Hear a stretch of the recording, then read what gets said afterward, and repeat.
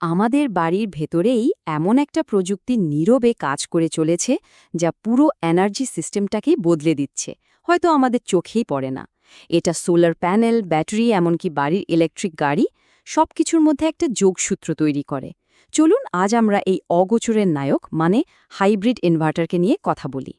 একবার ভাবুন তো, যদি এমন একটা স্মার্ট বক্স থাকতো যা আপনার বাড়ির পুরো পাওয়ার ম্যানেজমেন্টের দায়িত্ব নিত, মানে সূর্য থেকে শক্তি ধরা, সেই শক্তি জমিয়ে রাখা আর লোডশেডিংয়ের সময়ও বাড়িকে আলোয় ভরিয়ে রাখা, সবকিছুই সামলাচ্ছে একটাই যন্ত্র। এটা কিন্তু কোনো সায়েন্স ফিকশন নয়, এটাই হাইব্রিড ইনভার্টারের আসল কাজ। তাহলে চলুন এবার একটু গভীরে যাওয়া যাক। হাইব্রিড ইনভার্টারকে যদি বাড়ির এনার্জি সিস্টেমের মস্তিষ্ক বলা হয়, তাহলে কিন্তু একটুও ভুল হবে না। কিন্তু এর মানেটা ঠিক কী? ব্যাপারটা খুবই সহজ। আগে সোলার প্যানেল থেকে পাওয়া ডিসি কারেন্টকে এসিতে বদলানোর জন্য একটা ইনভার্টার লাগত। আবার ব্যাটারি চার্জ আর ডিসচার্জ করার জন্য আর একটা আলাদা ইনভার্টার লাগত। মানে বেশ ঝামেলার ব্যাপার ছিল। হাইব্রিড ইনভার্টার এই দুটো কাজ একাই করে, ফলে পুরো সিস্টেমটা অনেক সহজ, সাশ্রয়ী আর এফিশিয়েন্ট হয়ে যায়। এটাকে অনেকটা ব্যস্ত রাস্তার মোড়ে থাকা ট্রাফিক কন্ট্রোলারের মতো ভাবা যেতে পারে। ওই কন্ট্রোলার যেমন ঠিক করে দেয় কোন গাড়ি কখন যাবে, কোথায় থামবে, হাইব্রিড ইনভার্টারও ঠিক সেভাবেই বাড়ির বিদ্যুতের প্রবাহকে নিয়ন্ত্রণ করে। সোলার প্যানেল থেকে শক্তি আসবে নাকি গ্রিড থেকে, সেই শক্তি কি সরাসরি বাড়িতে ব্যবহৃত হবে নাকি ব্যাটারিতে জমা হবে, সব সিদ্ধান্ত তারই। এখন এই ট্রাফিক কন্ট্রোলারে তো কিছু নিয়মকানুন আছে, তাই না? এটা সবসময় চেষ্টা করে যাতে শক্তির ব্যবহারটা সবচেয়ে ভালোভাবে হয়। আসুন দেখি এটা ঠিক কিভাবে কাজ করে। এর কাজের ধরনটা খুবই যৌক্তিক। দিনের বেলায় যখন সোলার প্যানেল থেকে বিদ্যুৎ তৈরি হচ্ছে, তখন তার প্রথম কাজ হল বাড়ির যা যা চলছে, যেমন লাইট, ফ্যান, ফ্রিজ, সেগুলোকে চালানো। এরপরও যদি বাড়তি বিদ্যুৎ থাকে, তখন সেটা দিয়ে ব্যাটারি চার্জ করা হয় ভবিষ্যতের জন্য। আর বাড়ির প্রয়োজন মিটে যাওয়ার পর ব্যাটারিও যখন ফুল চার্জড, তখন বাকি বিদ্যুৎটা গ্রিডে পাঠিয়ে দেওয়া হয়। হাইব্রিড ইনভার্টারের সবচেয়ে আকর্ষণীয় ফিচারগুলোর মধ্যে একটা হলো যখন গ্রিডে পাওয়ার নেই তখনও বাড়িকে সচল রাখা। এই ক্ষমতাটাই কিন্তু একে অনেকের কাছে এত জরুরি করে তুলেছে। ধরুন এক ঝড়ের রাতে হঠাৎ করে চারদিক অন্ধকার হয়ে গেল, গ্রিডের বিদ্যুৎ চলে গেছে, কিন্তু অবাক করা ব্যাপার হলো আপনার বাড়িতে কোনো কিছুই বন্ধ হয়নি। লাইট জ্বলছে, ওয়াইফাই চলছে, ফ্রিজও ঠিকঠাক। এটা কিভাবে সম্ভব? এই ম্যাজিকের মতো ব্যাপারটার একটা টেকনিক্যাল নাম আছে, আইল্যান্ডিং। যখনই গ্রিডে পাওয়ার চলে যায়, ইনভার্টারটা কয়েক মিলি সেকেন্ডের মধ্যে বাড়িকে গ্রিড থেকে পুরোপুরি আলাদা করে ফেলে, একটা নিরাপদ শক্তির দ্বীপ বা আইল্যান্ড তৈরি করে। এটা শুধু যে বাড়িকে সচল রাখে তাই নয়, এটা গ্রিডে কর্মরত লাইনম্যানদের নিরাপত্তাও নিশ্চিত করে, কারণ তখন বাড়ির বিদ্যুৎ আর গ্রিডে ফিরে যেতে পারে না। আর এই পুরো ব্যাপারটা ঘটে অবিশ্বাস্য দ্রুত গতিতে। কিছু সেরা মডেল যেমন সাংগ্রো SHRS মাত্র 10 মিলিসেকেন্ডের মধ্যে এই সুইচটা করে ফেলতে পারে। ভাবা যায়, আমরা চোখের পলক ফেলতে যে সময় নিই তার চেয়েও অনেক কম সময়ে পুরো বাড়ি ব্যাকআপ পাওয়ারে চলতে শুরু করে। হয়তো টেরই পাওয়া যাবে না যে কারেন্ট চলে গেছে।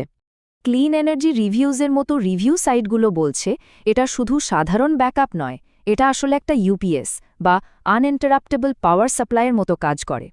এর মানে হলো আপনার কম্পিউটার বা টিভির মতো সেন্সিটিভ ডিভাইসগুলো হুট করে বন্ধ হয়ে যাওয়ার কোনো ভয় থাকে না। টেকনোলজি তো আর এক জায়গায় থেমে থাকে না। হাইব্রিড ইনভার্টারের জগতেও দারুণ সব ইনোভেশন আসছে, যা আমাদের এনার্জি ব্যবহারের ধারণাই পাল্টে দিচ্ছে। চলুন সেরা কিছু মডেলের দিকে চোখ বোলানো যাক।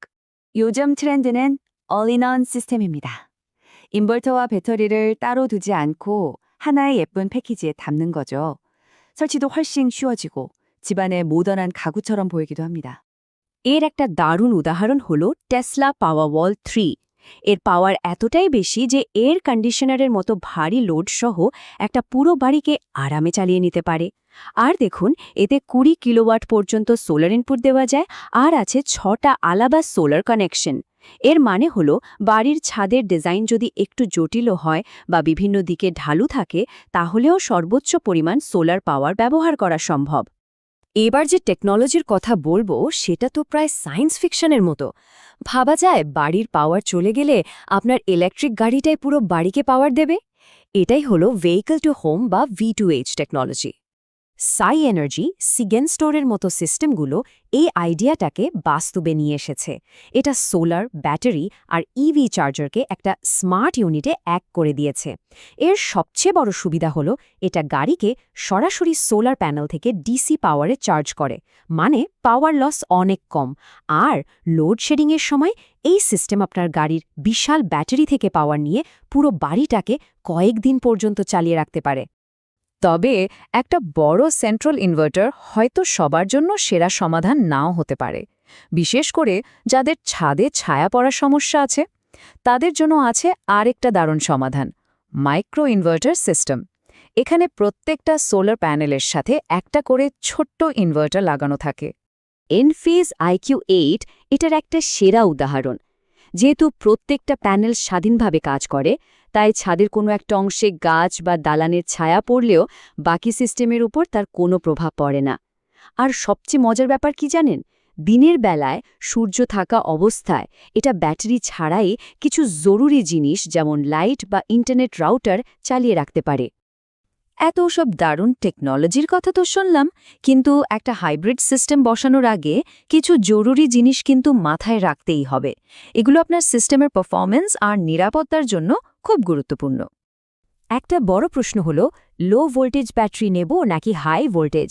দেখুন, লো ভোল্টেজ বা 48 ভোল্টেজ সিস্টেমের সুবিধা হলো এটা অনেক ব্র্যান্ডে ব্যাটারির সাথে কাজ করতে পারে, মানে অপশন বেশি থাকে। অন্যদিকে হাই ভোল্টেজ বা এইচভি ব্যাটারিগুলো একটু বেশি এফিশিয়েন্ট হয় আর ইনস্টলেশনের সময় তুলনামূলকভাবে সরু তার ব্যবহার করলেই চলে।